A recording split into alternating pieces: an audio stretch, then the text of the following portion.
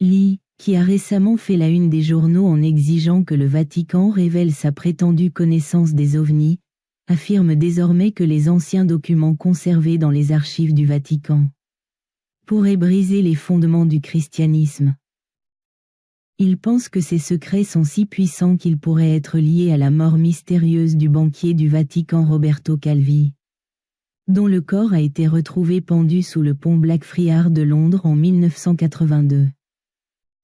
Alors que la mort de Calvi a été largement attribuée à la corruption financière et aux liens avec la mafia, Lee présente une théorie plus effrayante. Des gens se sont manifestés, suggérant que Calvi était sur le point de révéler des informations explosives concernant la véritable histoire du Christ, explique Lee. Il aurait eu accès à des documents cachés au plus profond du Vatican, des documents qui auraient démontré que Jésus n'était pas mort sur la croix, mais s'était échappé et avait vécu avec Marie-Madeleine et leurs enfants. Si ces documents étaient révélés, l'Église pourrait s'effondrer.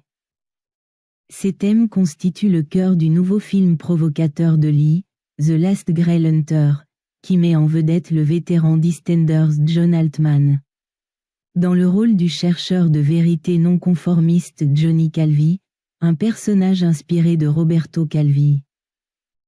Le film explore d'anciennes théories du complot impliquant les francs-maçons, le prieuré de Sion et la véritable signification du Saint Graal, non pas comme un calice, mais comme un symbole de la lignée sacrée descendant de Jésus et de Marie-Madeleine.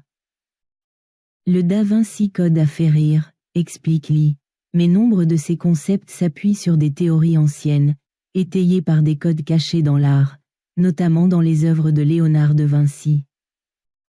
Une histoire secrète est encodée tout autour de nous, attendant d'être découverte. Voilà, merci ta foi, regardez, que passe un feu, écrivez un commentaire, merci.